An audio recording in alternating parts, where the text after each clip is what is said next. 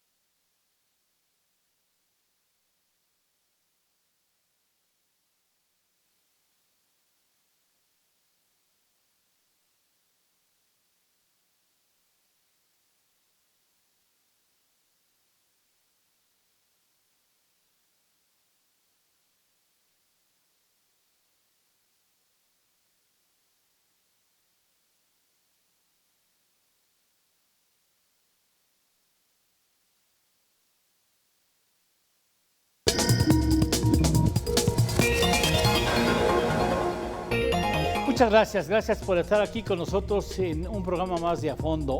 Importantes temas, ciertamente los que se articulan en esta empresa, en estas frecuencias, a pocas horas de que haya un cambio de gobierno en el gobierno federal mexicano. Importante lo que vamos a tratar de hoy, tratándose de una institución tan relevante en nuestra historia y en nuestra política como es el caso del Ejército Mexicano. Y por eso hemos, a partir de un análisis, de una investigación a fondo de la Coordinación de Unidad de Investigación de Mega Noticias, hemos dado la tarea de conocer hasta dónde podemos considerar como normal, regular, el hecho de que se conceda tanto poder a una instancia que ya de por sí representa el ejercicio del poder, como es el caso específico del Ejército Mexicano. Para ello hemos invitado y agradecemos de manera muy especial que estén aquí con nosotros Emilio Álvarez y Casa Longoria. Muchas gracias, defensor, sabe usted, también legislador, defensor importante de los derechos humanos en México y en América Latina. Muchas gracias, Emilio, por estar aquí con nosotros. Grande alegría, Eduardo. Muy buenas noches. Muchas Fuerte gracias. abrazo por tu conducto a la Victoria Mega Noticias. Así lo haremos, claro. Ulises Castellanos, joven director de Zona Cero, un periodista multifacético, también conocedor de estos temas. Muchas gracias, Ulises, por aceptar la invitación a este programa. Te saludo con mucho gusto. Al contrario, mucho gusto por estar aquí. Buenas noches a todos. Muchas gracias. Y Andrés Villarreal, quien es el coordinador de la Unidad de Investigación de Mega Noticias. Muchas gracias, Andrés, por estar aquí con nosotros. Al contrario, el gusto es mío y además de saludarte y reencontrarnos, Eduardo. Muchas gracias, gracias también, con muchísimo gusto. Bueno, el asunto es que ya el Ejército siempre ha cumplido un papel relevante en la historia de México, pero nunca había sucedido lo que ha sucedido hasta ahora, que al Ejército se le encarguen cuestiones que escapan y por mucho de sus funciones regulares o institucionales. Hoy vemos al Ejército en planteamientos que antes jamás ni siquiera pudiéramos llegar a imaginar. Por ejemplo, en procesos de construcción, encargados de obras, encargados de instancias que antes de las que se encargaban civiles o organizaciones, empresas particulares. Y el asunto no es solamente de responsabilidades, ampliación de responsabilidades, sino también de una inyección importante de recursos que en muchas ocasiones pues rebasan de manera muy generosa lo que podríamos considerar como un extra por funciones extraordinarias del Ejército Mexicano. Y quisimos, a partir de esta investigación que realizó la Coordinación de Unidad de Investigación de Mega Noticias, el tratar de encontrar hasta dónde esto puede ser considerado como pues, normal, hasta dónde puede ser incluso considerado como sano para el ejercicio democrático en el país, incluso para las dinámicas del propio Ejército Mexicano. ¿Desde cuándo estabas trabajando en este asunto, Andrés? ¿Desde cuándo se está trabajando en este asunto? Llevamos 5 meses viendo el tema de esta historia que hemos presentado, esta historia de cómo el Ejército Mexicano, la Secretaría de la Defensa, fue recibiendo mucho más poder del que ya de por sí tenía. En esos 5 meses fuimos encontrando uno tras otro los convenios que hemos registrado en la investigación y que nos revelaban estas transferencias que se iban haciendo de distintas instituciones hacia la Sedena para realizar obras tan dispares como un invernadero, como una rehabilitación de carreteras en un tramo de este país, de las carreteras federales de este país, hasta dos tramos del Tren Maya, por ejemplo, o la construcción de la totalidad de las sucursales del Banco del Bienestar, tan separados desde obras muy pequeñas hasta muy grandes que pueden costar hasta 200,000 millones de pesos, de ese tamaño. Y cuando empezamos a recopilar todo esto y hacer la base de datos y leer con detalle y con el apoyo de expertos de cada uno de esos convenios, pues nos dimos cuenta del tamaño de las transferencias. Por eso nos dimos cuenta que teníamos además algo importante, porque hasta antes de esta investigación solamente se habían documentado 36,000 millones de pesos en transferencias desde Felipe Calderón hasta el momento. Nosotros hemos documentado 8 veces más de esas transferencias que estaban hasta antes. Pero me parece que en sí mismo ese dato ya lo es relevante, es decir, el dinero público que se le ha transferido a la Secretaría de la Defensa sin que pase por el presupuesto. Ese es, me parece, el corazón de esta investigación. O sea, se hacen a través de convenios, es correcto, ¿no? Sí, es correcto. O sea, se firma un convenio entre las partes que avala un notario público. Y debido a ese convenio, la entidad con la que el Ejército hace el convenio traslada recursos para la realización de esas obras o esos encargos. ¿Es así la operación, digamos, el mecanismo?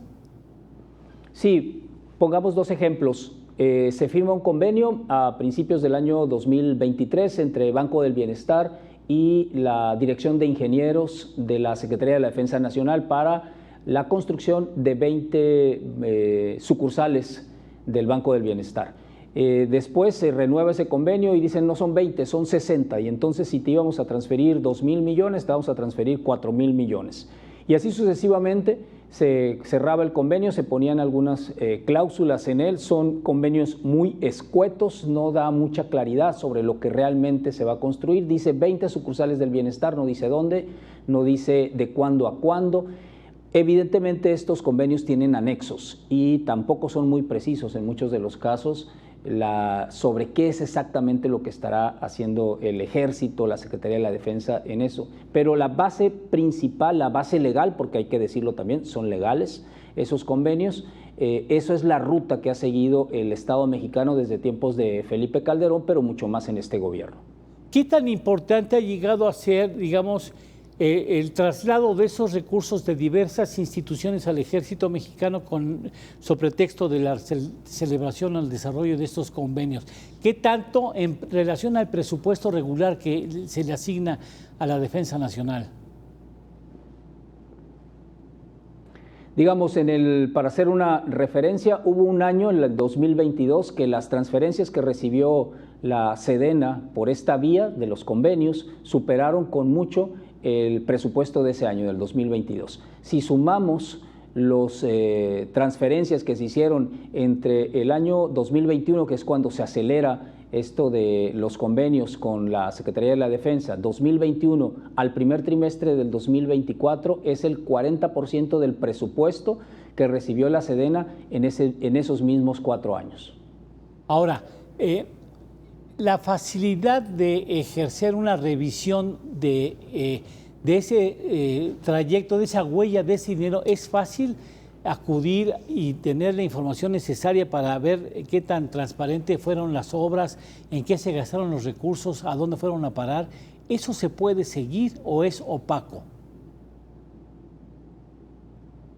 No, es sumamente opaco. Ha sido muy complicado porque hemos tenido que seguir varias vías para poder obtener esos convenios.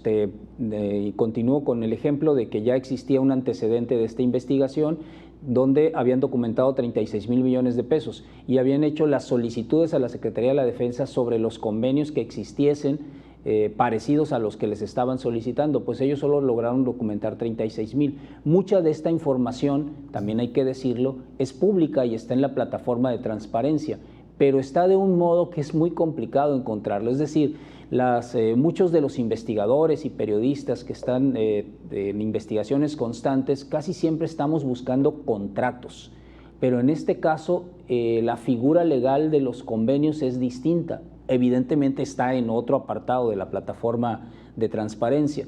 Y de ahí está una de las principales dificultades. La otra es que durante algunos años estos convenios no los entregó la Secretaría de la Defensa, no se les entregó a estas organizaciones que estuvieron haciendo las solicitudes, y esa es una de las razones por las cuales ellos solo logran documentar 36,000 millones y nosotros 232,000.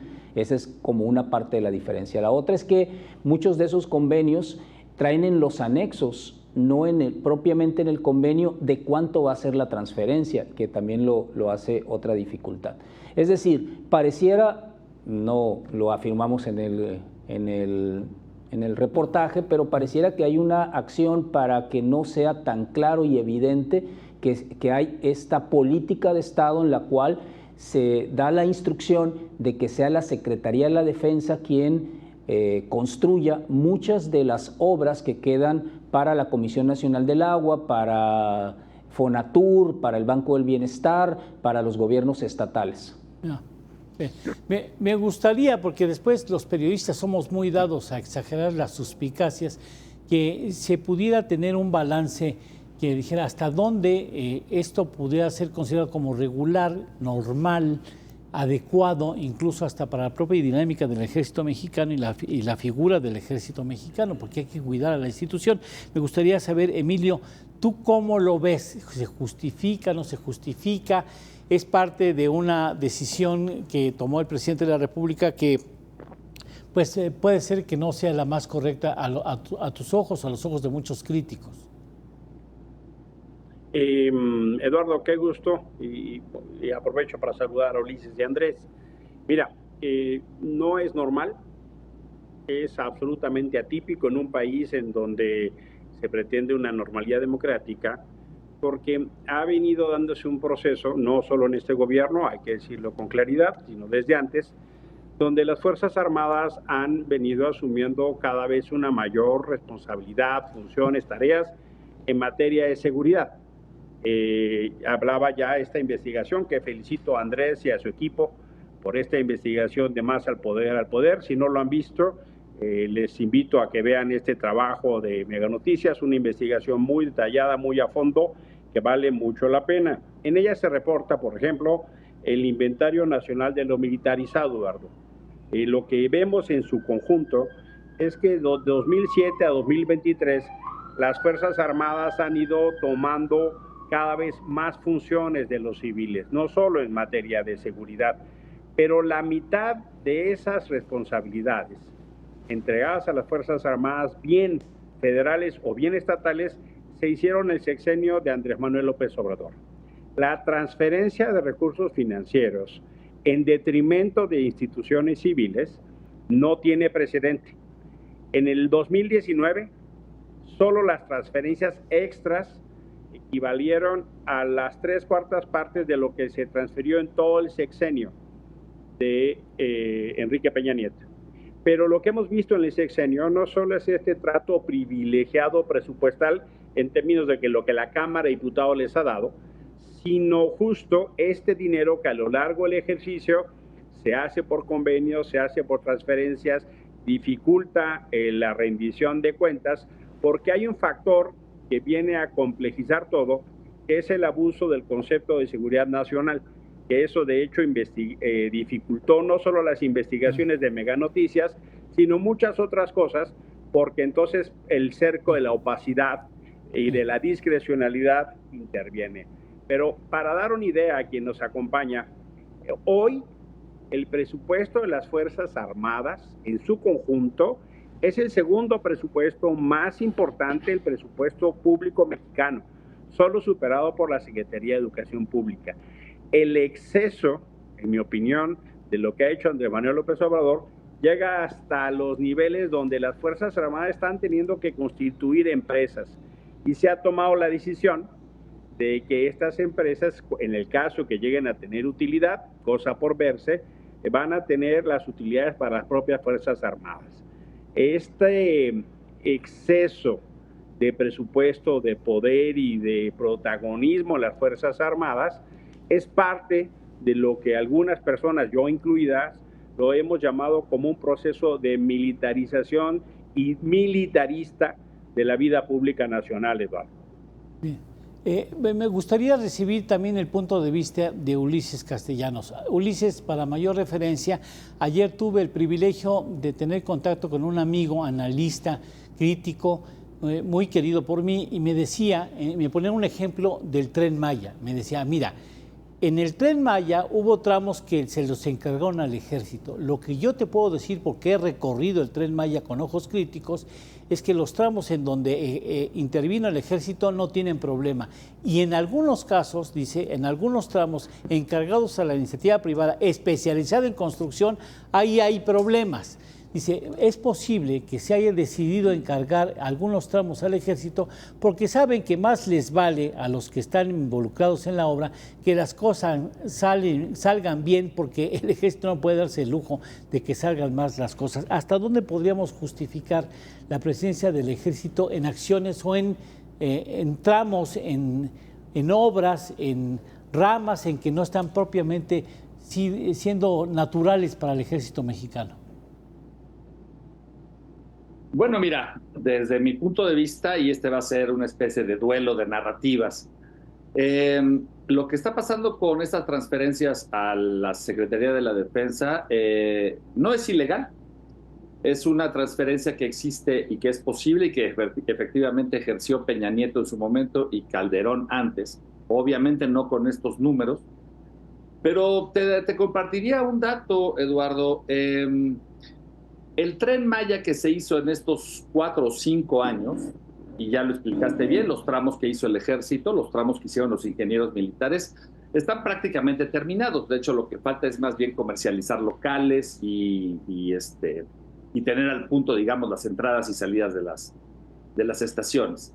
Pero pongo un ejemplo del tren interurbano Toluca-Ciudad de México, que empezó Peña Nieto y que la obra la hizo enteramente empresas privadas y grupos de ingenieros civiles.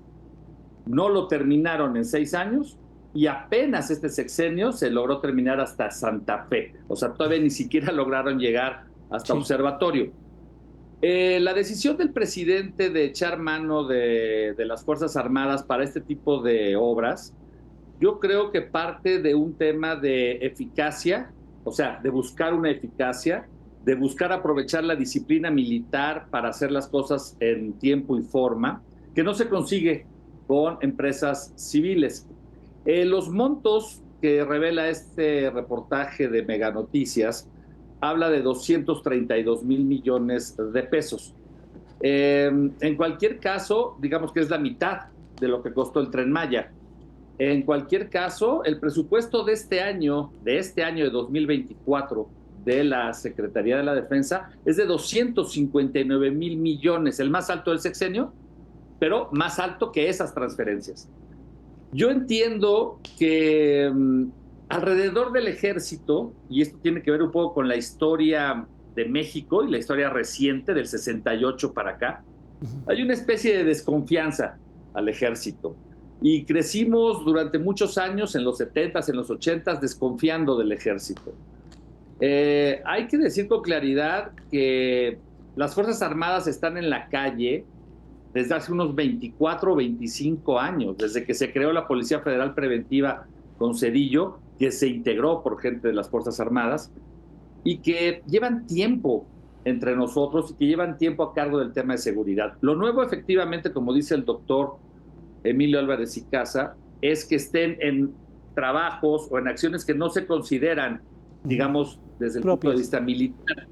Pero hay una parte en uno de los artículos que tiene que ver con el desempeño de las Fuerzas Armadas de la Secretaría de Defensa, donde dice que se les puede permitir el derecho, digamos, a participar en el desarrollo del país.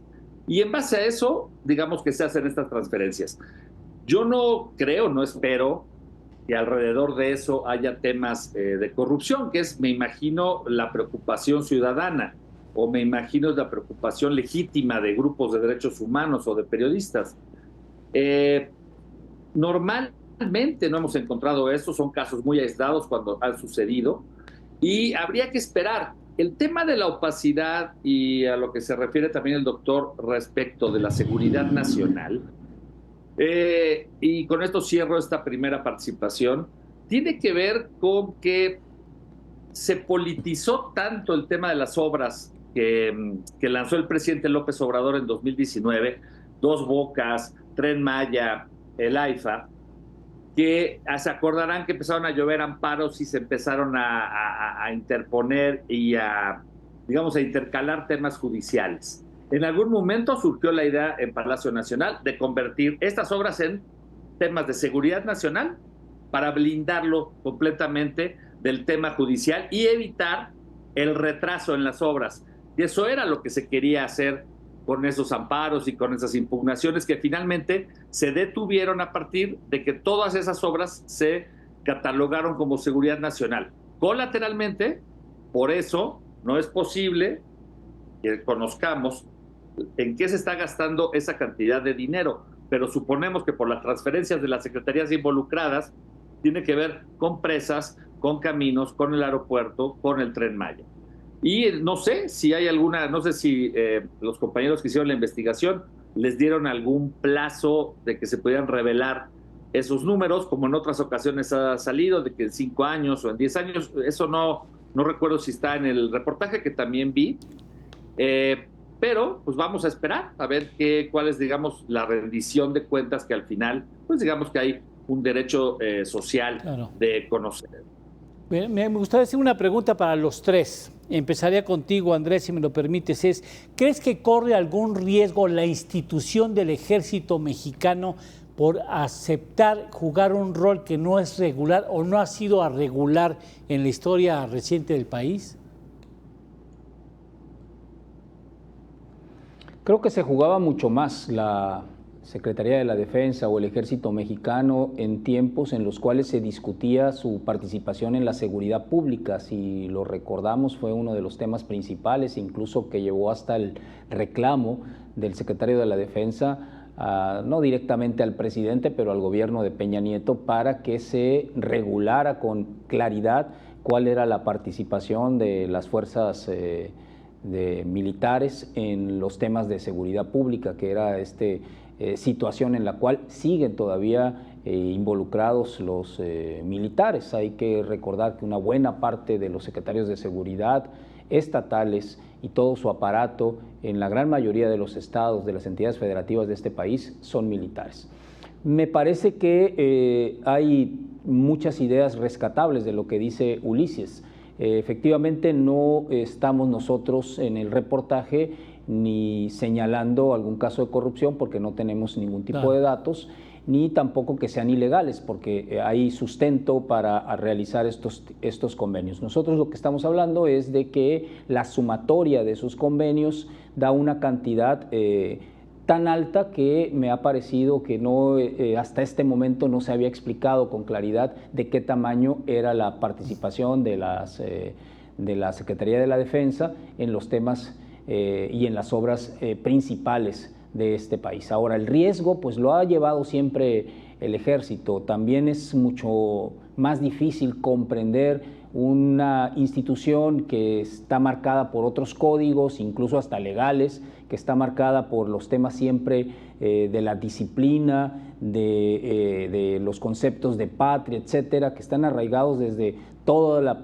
formación de quienes entran al colegio militar y que después terminan siendo los mandos de estas instituciones. Entonces, el riesgo siempre lo ha estado. Me parece que, sin embargo, también es legítimo que los ciudadanos tengamos la necesidad de conocer con exactitud, aún tratándose de la Secretaría de la Defensa, los temas a profundidad, en qué obras están participando, de qué en qué consisten exactamente las transferencias, que se informe con claridad quiénes están haciendo esas obras, porque el Ejército, aunque ha sido el gran constructor de este sexenio, ellos no tienen ni la maquinaria ni la infraestructura suficiente para hacer las obras. Terminan subcontratando muchas de de esas obras. Bien, Emilio. Mira, yo creo que sí tenemos como país una discusión importante sobre el papel de las Fuerzas Armadas. Lo que ha sucedido en este sexenio es que de facto se modificó el pacto, el acuerdo, el entendimiento, por así decirlo, cívico-militar. El presidente decidió de manera unilateral, en el ejercicio de sus facultades, usar a las Fuerzas Armadas, eventualmente alimentado por el pragmatismo o esta idea de eficiencia, pero acercándolos a condiciones, en mi opinión, de mucho riesgo. Yo sí creo que se ha aumentado notablemente los factores de corrupción. De hecho, a diferencia de lo que sucedía en América Latina, donde los golpes de Estado dejó a una élite militar en condición de propiedad de parte del erario público, en México no existía eso. Hoy ya existe en México una élite empresarial militar. Coincido cuando dice Andrés que las Fuerzas Armadas no tienen la capacidad, de hecho, ni la vocación de la construcción, y tuvieron que acudir a muchas estrategias de subcontratación.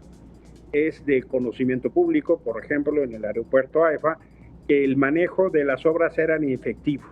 Este traslado, por ejemplo, de lo que existía en el aeropuerto de Texcoco suspendido al nuevo aeropuerto, todo eran pagos en efectivo y con extraordinario poco control. Este fenómeno de no conocer, no saber, no entender, es una cultura de opacidad que propicia la corrupción. Sabemos, es una fórmula que se conoce mucho: grandes dineros, grandes discrecionalidades, más posibilidades de corrupción. Y mira, conozco de cerca, porque me tocó participar en el Senado de la República en las decisiones para ascenso de algunos altos mandos.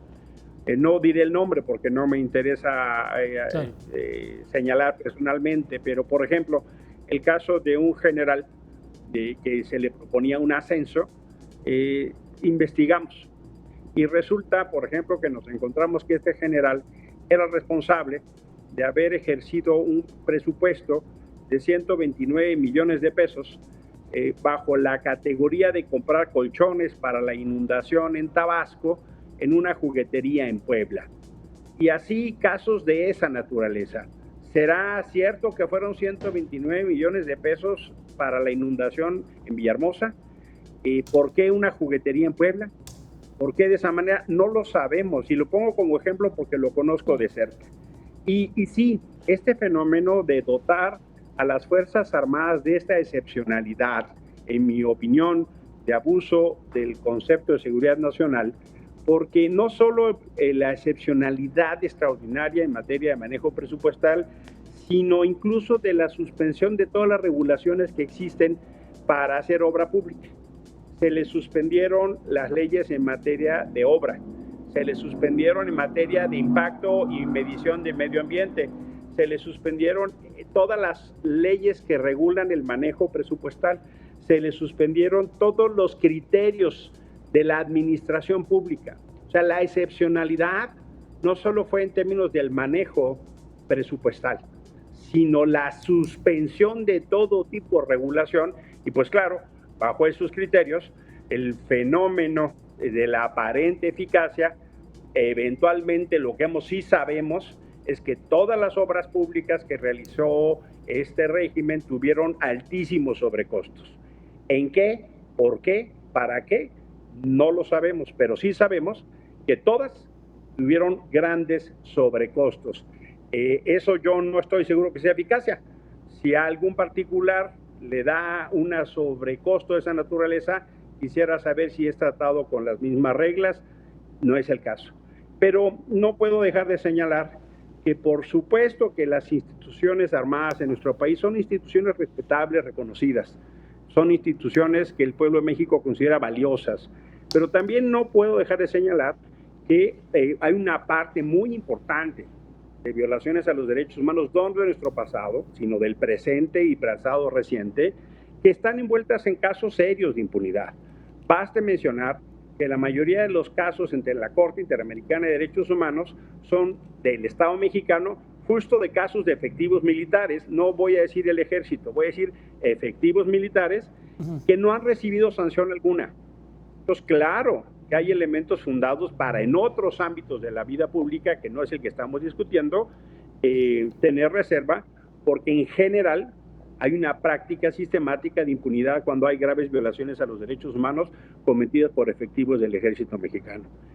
Sí tenemos ahora como país una fuerte discusión, está por discutirse en el Senado si se aprueba un conjunto de 12 modificaciones constitucionales que en mi opinión pavimenta la vía para la militarización del país, no tanto cuanto por lo que establezcan los ordenamientos del ejército, sino porque esencialmente se cambiaría el artículo 129 constitucional, que lo que establece la Constitución todavía es que en tiempos de paz las Fuerzas Armadas solo pueden hacer lo que está vinculado con la estricta disciplina militar. La propuesta de cambio es que podrían hacer todo lo contenido en la Constitución y las leyes que de ella emanan. Es decir, se tumba la barrera constitucional que ponía límites a la actuación del ejército. Puedo entender cómo ha sucedido, puedo acompañar y de hecho celebro que las Fuerzas Armadas intervengan, por ejemplo, en casos de emergencia nacional, que tengan capacidad, sí, pero yo creo, y eso es parte de lo que tendremos que evaluar como país, si la concentración de actividades de las Fuerzas Armadas, como reparar carreteras, el internet o repartir fertilizantes, no lo distrae de sus labores sustantivas de seguridad. Yo veo lo que hoy pasa en Culiacán y honestamente no puedo acompañar las expresiones del comandante de la zona militar que dice que no puede hacer nada. A mí me gustaría unas Fuerzas Armadas que sometieran al crimen y no que se cruzaran de brazos y estuvieran literalmente de contratistas y constructores. Permítanme ir a una pausa, me marcan una pausa. Regresando, me gustaría mucho escuchar a Ulises Castellanos sobre este mismo asunto. ¿Corre algún riesgo la institución de nuestro ejército mexicano por esa presencia hegemónica tan relevante que ha adquirido en la presente administración? Regresamos con su punto de vista. No se vaya, estamos a fondo.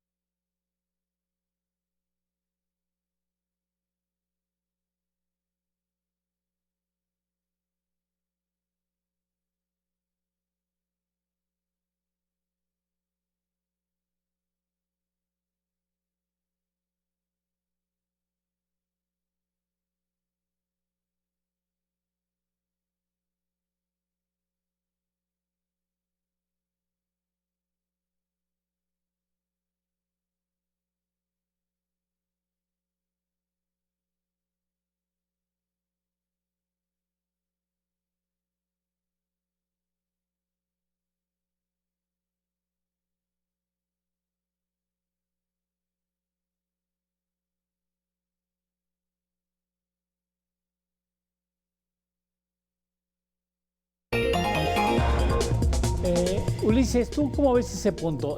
¿Corre algún riesgo el ejército mexicano por esa posición tan hegemónica que ha adquirido en la presente administración, que ha sido designada por el presidente en esta presente administración? ¿Preguntas que si corre riesgos el ejército, la Secretaría de Defensa? Sí.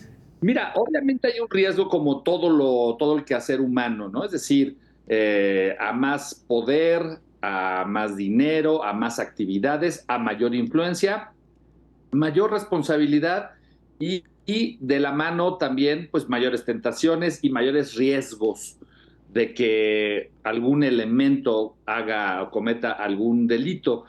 Eh, Sin embargo, creo que no más riesgos de los que tiene un secretario de Estado en la Secretaría de Economía o en la Secretaría del Bienestar o donde se mueven también millonarios recursos. Aquí hay una diferencia importante, me parece, entre, entre el espíritu de cuerpo del ejército y las secretarías civiles. Solo por dar un dato, un, un, cualquier miembro del ejército, desde tropa hasta comandantes o hasta generales, por lo general están sometidos al sistema judicial al sistema judicial militar. Ellos tienen su propio tribunal, sus Sí. jueces, etcétera. Y les voy a dar un dato. El índice de impunidad que hay dentro de las Fuerzas Armadas, bajo sus propias reglas, el índice de impunidad es del 2%. O sea, el 98% de los temas que atienden son, digamos, encarcelados o son desechados o lo que sea. 2%. En el ámbito civil, esa proporción se invierte. En el sistema judicial local o federal tenemos índices de impunidad del 97-98%.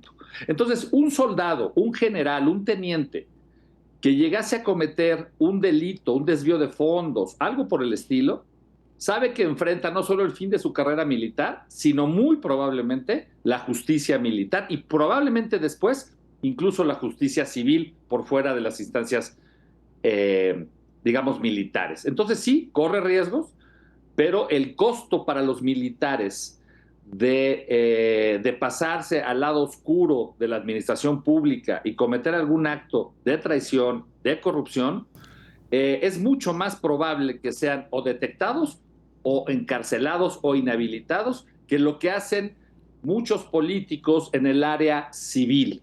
Entonces, me parece que el presidente en ese contexto, en distintas vertientes y con distintos ángulos, una vez que llegó al poder, una vez que comenzó a haber datos reales sobre la participación del ejército, los problemas de seguridad y demás, optó, como ya lo hemos visto, por empezar a confiar más en el ejército.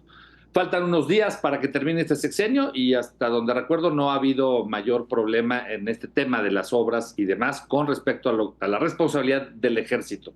En el caso de las violaciones a derechos humanos, habría que ver qué casos, y sí, también estoy consciente de los errores que se han cometido en distintos sexenios, en distintos años, por algunos elementos de las Fuerzas Armadas, y pues en todos los casos eso debería o debe de ser siempre, digamos, castigado, ¿no? Creo que los mexicanos aspiramos o queremos ir hacia un México mucho más civilizado, mucho menos corrupto, y sí, también más transparente que de donde venimos. Entonces, vamos con lo que tenemos, así. ¿Crees que la doctora Sheinbaum continuará esa línea de avance de la posición y hegemonía del ejército en la vida económica y política de este país? ¿Me preguntas a mí? Sí. Sí. Yo creo que sí. El nuevo general, el nuevo secretario de la Defensa que tomará posesión el próximo 1 de octubre, es el que tenía y venía haciéndose cargo del Estado Mayor del Ejército, por lo menos los últimos 4 años. Conoce muy bien la operación interna del Ejército. Como sabemos, la selección de estos secretarios siempre se hace de común acuerdo, obviamente, con las Fuerzas Armadas. Y aquí quisiera dar otro dato sobre la solidez de las instituciones armadas de nuestro país. En los últimos 50 años hemos tenido cerca de 10 presidentes, más o menos. Y son exactamente el mismo número de secretarios de la defensa que hemos tenido. Es decir, no hay otro ámbito que haya acompañado al presidente, a cualquier presidente de cualquier partido, de principio a fin, que no sean las Fuerzas Armadas. Hay 50 secretarios de Hacienda, 38 secretarios de Educación Pública y una lista interminable de vaivenes políticos. Entonces, me parece que la doctora Sheinbaum obviamente se trata de un relevo con continuidad, un cambio con continuidad, como lo ha llamado ella y él, y supongo que van a continuar, por supuesto, por la misma vía. Las obras, el Tren Maya finalmente terminará quizá inaugurado finalmente a finales del año. Obviamente todos los proyectos seguirán en esa dinámica hasta donde yo entiendo, hasta donde yo sé, y pues vamos a ver cómo le va con las nuevas autoridades militares. Gracias, Ulises. Emilio, ¿habrá coincidencia de este planteamiento que tiene el presidente que le ha asignado a las Fuerzas Armadas dentro del propio ejército? ¿No habrá sectores que están recelosos de que se les haya abierto tantas puertas en funciones que realmente yo, en lo personal como mexicano, no veo al presidente, no lo veo al ejército, no veo al ejército cumpliendo en una empresa las funciones de lucro, no, o sea, no me cabe, pues, ¿no? Pero yo no sé si dentro del propio ejército la gente coincide en que es una buena idea la que ha llevado adelante el todavía presidente de la República. Mira, es una discusión que de manera difícil es posible tenerlo de manera pública, del orden público, porque esencialmente impera la lógica de cuerpo y la disciplina militar. Pero sí existen voces al interior del ejército que discrepan en distintos órdenes de las funciones que les ha asignado el presidente. Desde el trato diferenciado o privilegiado que han tenido distintas corporaciones, por ejemplo, la Corporación de Ingenieros Militares, que tienen grandes responsabilidades y manejo presupuestal con poco control, o distraer de otro tipo de funciones. Justamente en esta discusión se publicó recientemente una conversación de Rubén Aguilar con algunos mandos militares. Rubén Aguilar fue el vocero del tiempo de Fox, y él mantuvo relación con sectores del ejército y publica varias de estas ideas. Y no es bajo ninguna circunstancia la defensa o no de Rubén. Lo que quiero poner de manifiesto es que creo que son parte de las discusiones públicas que hay que tener. Las Fuerzas Armadas en México eran un sector intocable. Existía el viejo dicho en esa estructura que no se podía hablar del presidente, de la Virgen de Guadalupe y las Fuerzas Armadas. Eso no existe más. Eventualmente, tal vez en la última frontera, la Virgen de Guadalupe. Pero me parece que sí tenemos que tener una discusión importante, una discusión pública sobre el tipo de Fuerzas Armadas que queremos y cuáles deben ser su papel. Yo, por ejemplo, creo que hubiera sido muy pertinente una discusión de por qué las Fuerzas Armadas tienen que tener empresas. En lo particular, no lo considero. Recuerdo un anuncio en la prensa de la Marina, de la Secretaría de Marina Armada de México, hablando en términos de los puertos, decía, vamos a tener empresas de clase mundial. ¿Y cuándo como país decidimos que las Fuerzas Armadas deberían tener empresas? Me hago cargo que en los volúmenes de presupuesto, de reasignaciones, de cantidades estratosféricas de presupuesto, pues requieren un manejo criterio, un distinto manejo y un distinto criterio. De hecho, ha habido modificaciones en la estructura del ejército mexicano para estos manejos. De manera que yo diría, veo sí una discusión pública pendiente, una deliberación pública. El Senado, que es el órgano de la República que tendría que llevar la rendición de cuentas, honestamente la lleva de muy bajo perfil. Se discute poco los ascensos, los nombramientos. Se constituyó una comisión permanente para dar seguimiento a las labores de seguridad pública. Poco se discute. Se consideran a los secretarios del ramo como intocables y si van al Senado de la República casi hay que darles las gracias, cuando a diferencia en cualquier parlamento democrático van, informan, rinden cuentas. Acá casi se les considera un favor, pedirles cuentas es casi un agravio.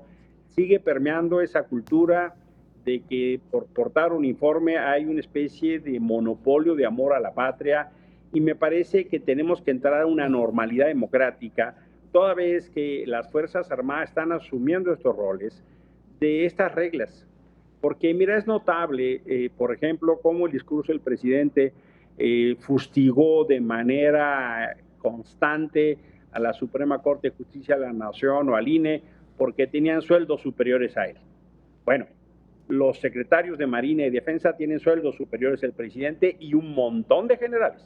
Pero no solo eso, tiene una serie de prestaciones esencialmente de excepcionalidad. ¿Por qué si se permite que las Fuerzas Armadas tengan salario superior al presidente y eso no causa debate público? Son del tipo de contradicciones que tendríamos que estar discutiendo. De manera que claramente yo sí veo que estos nuevos roles han generado una enorme discusión. No veo que el nuevo gobierno vaya a moverse muy lejos de esa direccionalidad. La presidenta electa ha hablado en esos tonos, en esas direcciones, en esos ánimos, y me parece que vamos a tener en los próximos años todavía fuertes discusiones en materia no solo de seguridad, sino la disminución de la capacidad de las instituciones civiles por la cantidad de funciones que han adquirido las Fuerzas Armadas. Yo no soy partidario de eso, me parece peligroso, no me parece conveniente. Ahí están las enseñanzas en distintos lugares del mundo, más si esto está cubierto de esta halo de excepcionalidad en distintas dimensiones, como ya lo he comentado. Bien, permíteme, yo tengo 30 segundos. Andrés, ¿dónde puede el público consultar o tener acceso, tener contacto con este trabajo? La tenemos en la plataforma veganoticias.mx, ahí puede consultar la investigación. Y será muy importante el seguimiento que haga, sobre todo cuando vea el revisar los números y ver que hay posibilidades de tener acceso a informaciones posteriores. Te agradezco mucho, Andrés, gracias, felicidades. Gracias, Emilio Álvarez y Casa Longoria. Muchas gracias, Ulises Castellanos. Gracias por participar en este programa. Gracias, y a usted, sobre todo, que sigue puntualmente los trabajos de a fondo. Gracias, siga bien informado en esta frecuencia. Hasta próximamente.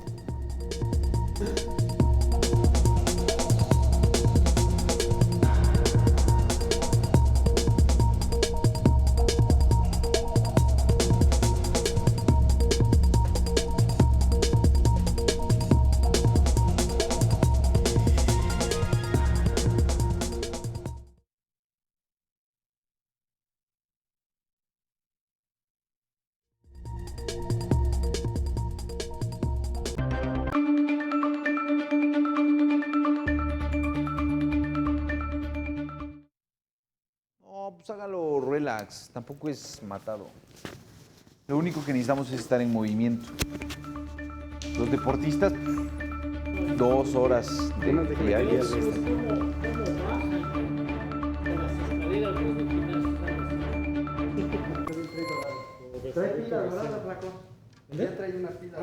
Yo traigo pila dorada, paps.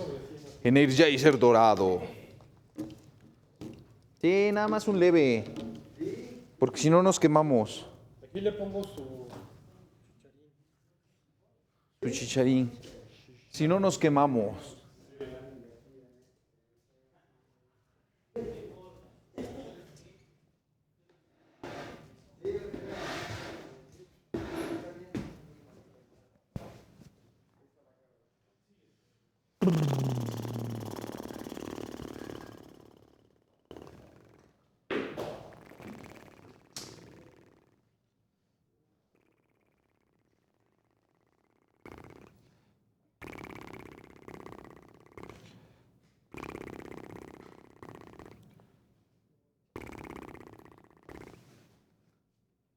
Los números hablan.